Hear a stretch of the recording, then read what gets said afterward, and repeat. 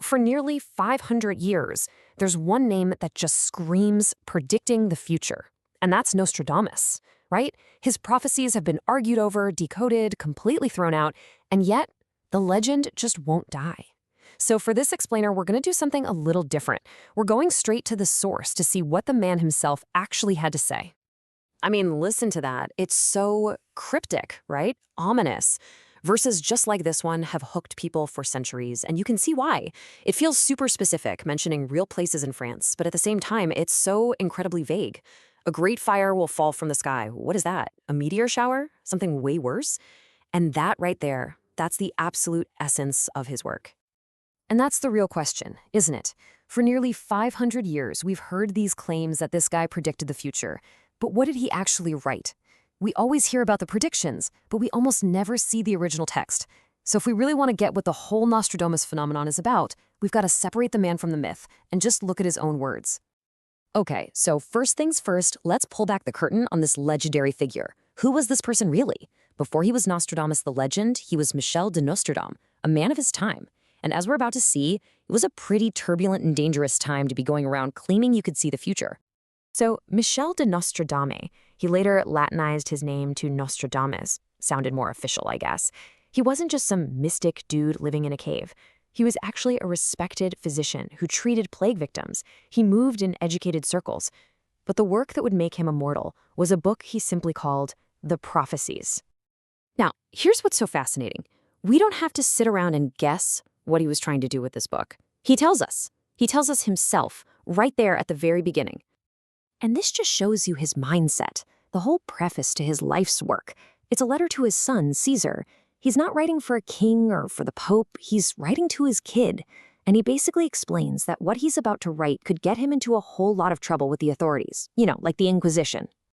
And this is the absolute key, right here in his own words.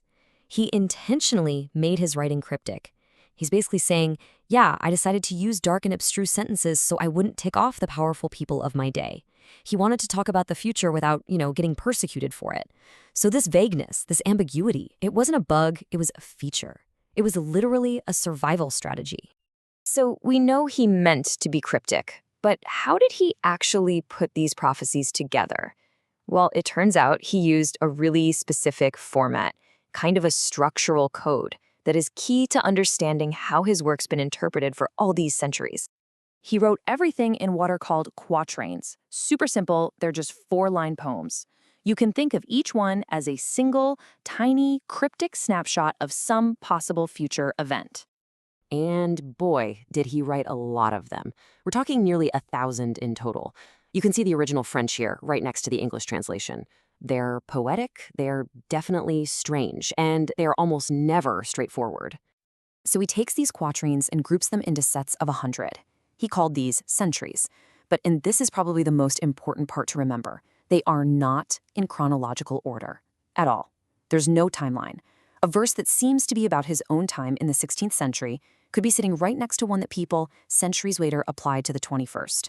And this jumbled random structure, well, it's absolutely essential to why he's still so popular. Which brings us to the core of how this all works. His prophecies, they basically function like a historical Rorschach test. The inkblot test. Interpreters look at the ambiguous poetic inkblots of his verses, and then they see patterns, connecting them to real-world events after they've already happened. Let's look at a classic example. This is from an edition of his work where the editor has literally added their own interpretation right below the verse, and they're claiming it predicts the French Revolution. So look at the actual text he wrote. Mounting high, more to the right, sitting upon the square stone.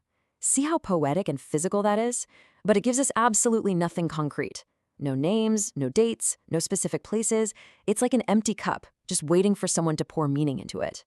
But an interpreter comes along and connects this to the political factions of the left and right that started during the French Revolution's National Assembly sessions. It's pretty easy to see how that vague language lets you make that connection, but only in hindsight.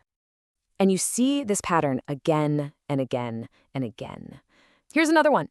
An editor has explicitly linked this quatrain to Madame du Barry, the really famous mistress of King Louis XV of France. The verse talks about someone from a poor kindred who's going to attain to empire. I mean, again, look at these powerful but super generic ideas. It's a classic rags to riches story. It could apply to countless people all throughout history. So what's the connection? Well, Madame du Barry famously came from nothing. She was a poor milliner, and she became one of the most powerful people in France. The verse fits her story perfectly, but only after you already know her story. That is the absolute key.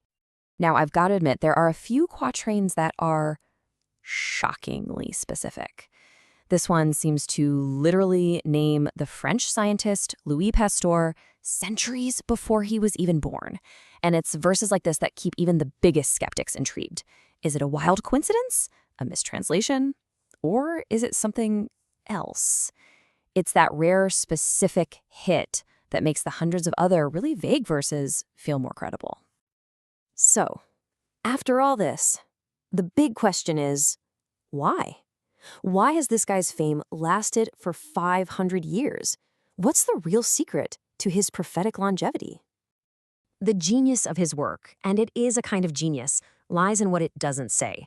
The language is poetic, not literal. There are no dates, there are no names. It means his verses are endlessly adaptable.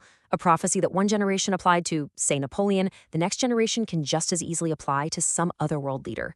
It taps directly into that deep human need to believe that someone somewhere knows what's coming next. When you boil it all down, his quatrains are kind of like a mirror. They don't show you the future. They just reflect the fears and hopes of whoever is looking into them. Think about it. When things get crazy, in times of crisis, we're all desperately searching for meaning, right? For some kind of pattern. And Nostradamus, well, he provides this perfect, timeless canvas for us to paint all of those anxieties onto. And that really leaves us with one final thought. Nostradamus isn't just some historical curiosity. He's a reflection of our own relationship with the unknown. So the real question might not be whether he could see the future, but something deeper. If the future is unwritten, why do we have such a profound need to try and read it anyway?